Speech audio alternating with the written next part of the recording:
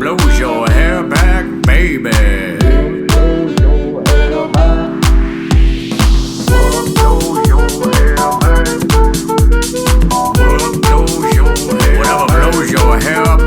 Studio. So guys, what brings us here today for Easter Sunday? What brings us here for Easter Sunday? All right.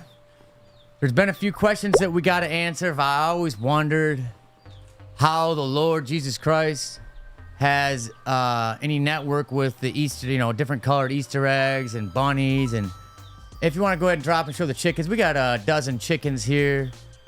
To simulate the new birth of life and what the eggs got to do with hatching and how this all comes together on one Easter Sunday. They're trying to jump out. So I'm going to try to explain it my best because myself was been confused how this all correlates. And so I just did some research and I tried to make a cool set, and we're going to bring on chicks independently, and I'm going to talk about each chicken and the breed. Just a cool little educational part that I'm going to throw in because I was a big chicken guy in 4-H back in Standish, Michigan. So I know a lot about chickens. So I got like 9 different breeds, and I'm going to talk about each breed. And I'm pretty excited to talk about that. So starting off, we're going to go, what does the eggs got to do? Why is there eggs involved in Easter? And the answer is that eggs were like a symbol used on Easter as a new life being born, like the break of the egg, the break of the shell, new life being born as Jesus rose from the 3-day resurrection. So that's how the eggs come. It's like, well, why are they colored? Well, they're colored because it's supposed to symbolize the blood that Jesus gave. So like they did like a red one. So we got this cool little rabbit here. And the rabbits are actually, because they're so fertile and they have sex and they thump a lot, that's how they're involved. It's the fertility of Easter as well, the new bringing his life. So that's why the rabbits are involved. That's why the eggs are involved. And that's why the egg coloring is involved. So I got this little thing. It's like, ooh, yeah. Yeah, so anyway, this is, I'm going to give this out as a gift at the end. Estrada's got some kids at home. He's going to take it. But this little cool little egg coloring thing. Put it on for the set. It's fun. But yeah, that's why they color the eggs. So hopefully that clarifies why the eggs, why the rabbits, all with the religion on a Sunday. And if you notice my sweet attire, we're wearing white for purity, which is, we all want to be pure, right? It's good Easter Sunday as well. I did get this throne here. I did not wear this throne. It's real thrones and thorns. My good friend Eric Estrada, the good Lord put Eric in my life today, and no one showed up to help me with my podcast. So Eric showed up, was a Marine brother of mine, and he said it was a mockery of Jesus Christ. So I did not do that. And I think the good Lord Jesus Christ put him into my life today to regulate that. So that is why I do have it, though, on my set. We have a few Easter eggs as well. Candy and all kinds of goodies in them. I don't even know what's in them. Anyhow, that's going to lead us into our next topic, cracking the egg. And we're going to bring in chickens here, and we're going to talk about each individual chicken. If you guys are just tuning in, I'm Tyler with Whatever Blows Your Hair Back, and it's Easter Sunday, and we're about to bring on some chickens on set. Listen to the podcast earlier. We explained why the chicks are involved, why eggs are involved, and it's all brought into this great religious holiday. So Eric's going to go ahead and throw me my first specimen of chicken. And these chickens, guys, are from Standish Milling. So if you want to order any of these chicks, or if you want to get these actual chicks, these are going back to Standish Milling this week, actually. I'm coming back in. And this, it looks like our first specimen here. Oh, one of my favorite breeds. Now this is an Araucana. Now anyone knows anything about an Araucana? Can you get in, Eric? You got a good view? So an Araucana has these little fluffy marks on their cheeks, and they'll keep those all the way up to their adolescent age. Now this bird it'll usually keep this color. It already started its primary feathers. The primary feathers are your first string of feathers, like the long ones. And then usually later in their life, when they develop a little flight action, they'll get the secondary feathers. So yeah, your Rhode Island Reds, same thing. His already got his primary feathers coming in. It gets a little bit bigger bird, but they do not lay colored eggs. This guy's feisty. He's cool. This here, you can tell he's eating well. They got a crop. So this is what you check to see if your bird's eating well. They store all their food right here. And this is called a crop. And you can actually feel the grain stored in there. So these birds are well fed and they do not need food right now. Alrighty. Once again, you guys can order your birds at standishmilling.com and whatever bird you like. Eric, we need our next specimen. Woohoo! Like, comment, subscribe, guys. Talk about if you like the birds coming on set. A little educational. Or if you don't like it, tell me that too. Because I don't care. I'm going to do it anyway. Ooh, I'm going to have to look through the receipt. But what I think this is a silver lace Wyandotte. I think it's a silver lace Wyandotte because it's black and you can see like the silver lacing on the wing right here. I'm pretty sure it's a silver lace Wyandotte. Yeah. Black lace, silver Wyandotte. Yeah, okay. I was going to say there's different types of Wyandottes. You can get silver or black, but this is a silver black laced, which describes the white silver on his wing. This guy does not have any hair on his legs. He does not lay colored eggs. And they are they're not really a show. They can be a show bird, but they're not. They're a good flocking bird. You see them a lot on the farms. They go well in a mixed variety of birds. And I wouldn't recommend using them for meat. None of these birds that I have here today, I recommend for meat. For your meat birds, you want to get your Vantress Cross or your White Rocks. Problem with meat birds is they get so fat that they actually paralyzers. They just can't even move anymore. They just eat. You got to separate the water and the food on different sides of the coop just to keep them moving. But you don't want them as pets. They will get so large, they will just lay there. And become a nasty bird. So you want to keep these birds for show. So that's 3 birds. I've called them off. Let's keep them coming. We got 9 species. I just called off the first 3. There's some cool ones in there too. Looks like... Well, that's another anaconda. So we need another one. We already talked about the anaconda. They lay the colored eggs. You see the fluff right there? Right there, you can tell immediately. And they're all really mismarked. They all come in different colors and different styles. Just like their eggs. Just different colors and different styles. Give me another one. Keep them coming. On my desk, they're getting kind of crazy, bouncing around. Crack this egg right here. What's in this egg? What do we have? It is a gift. It looks like drugs, but it is not drugs. But it looks like drugs. Snow powder. Dude, what? Whoa. This guy, no legs.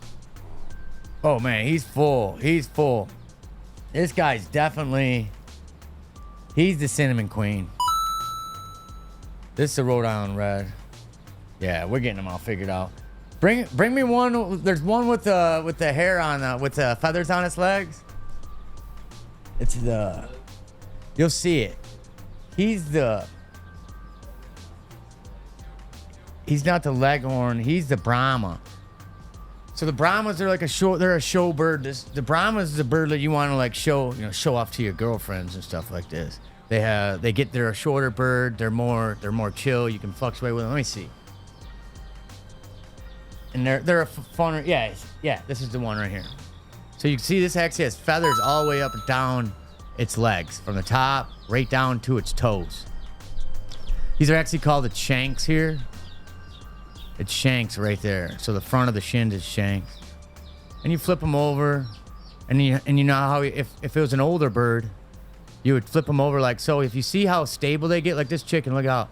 Their natural state when you flip a bird upside down is to relax. This chick alone, just look at him.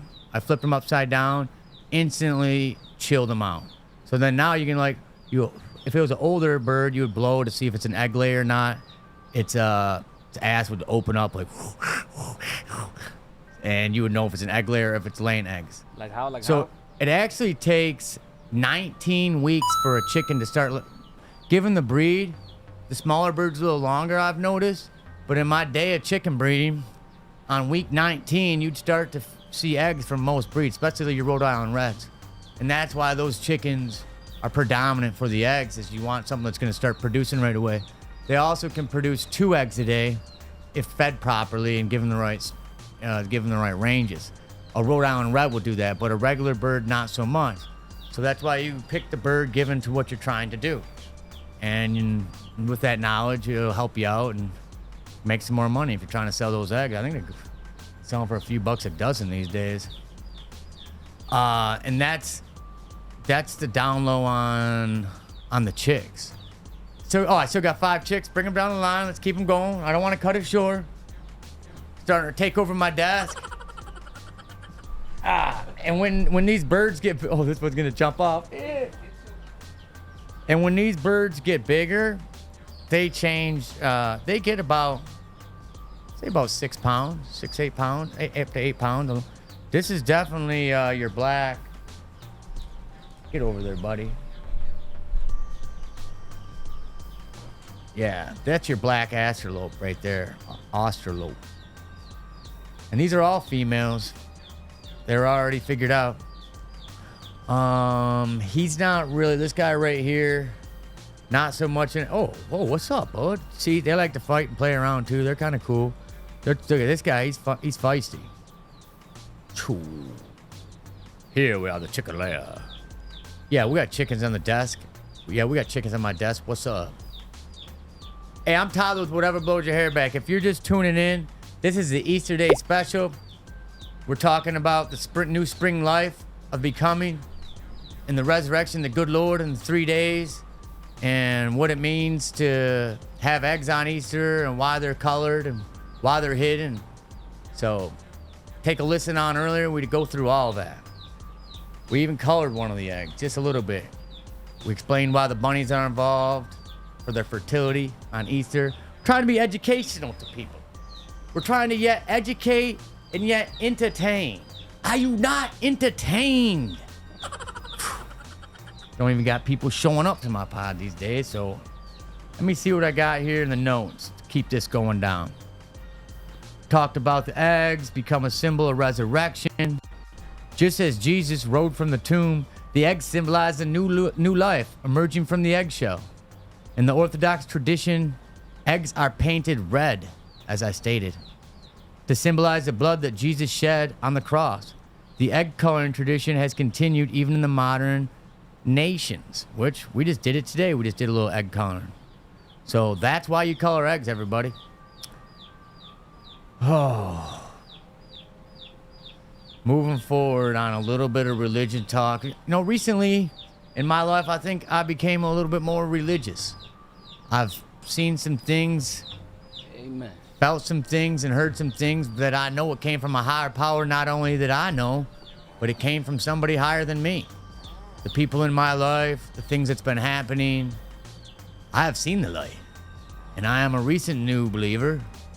And this is not a mockery. This is me, is how I would say this is how I experience and how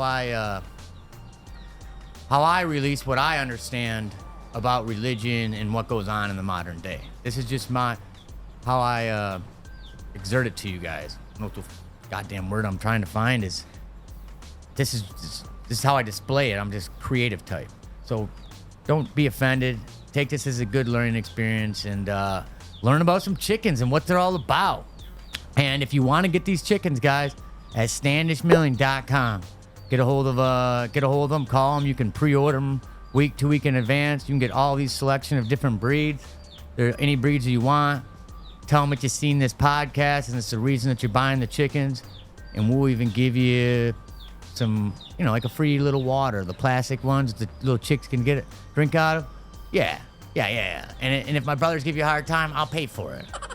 So go in there, Be like, hey, I seen this podcast. Give me my free water. You got to purchase 3 or more chickens. And if they give you a hard time, put it on my tab. Put it on my tab. Yeah, I just always representing Standish Million. It's my family business.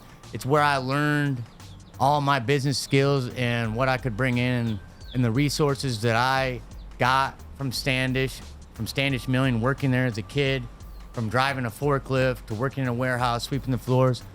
That was all put in my life early on so I could be successful out here and educate all these Chicagoans that don't even know how to sweep. Good Lord. I didn't know people didn't know how to sweep or carry a shovel or drive a forklift. These are some fundamental skills I had at age 9 that I just thought everybody in life had. Or how to wrap a pallet without burning your fingertips. I mean, these simple things that I did, I watched other men, grown, smart, intelligent men try to do in my warehouse, and they cannot do it. And I just recognized the greatness that I've learned, and when it came from a small niche area where I got to learn about chickens, where I was blessed to be around this as a young child and learn about this, to be able to be here today and talk to you about this and build a business to get to this platform, to be confident enough to give you guys some good information from my experience. So this is where this is all coming from. If there's any questions on why Tyler Podcast and why I do this, and I feel like there's a lot of questions out there people not understanding. So I'm trying to explain myself on my creative passion. I'm trying to get you guys on board with me. And my goal is to have you guys follow me and get a good narrative about fun holidays and activities, some recent Chicago news, and a lot of boxing content. So I want you guys to hold me accountable to get good information and be entertained and educate you guys. And just understand there's a boxing side of it, there's the entertaining side of it, and then there's the holiday side of it, all come together. And that's what we're trying to accomplish here at the Whatever Blows Your Hair Back studio. And if you're tuning in, like, subscribe.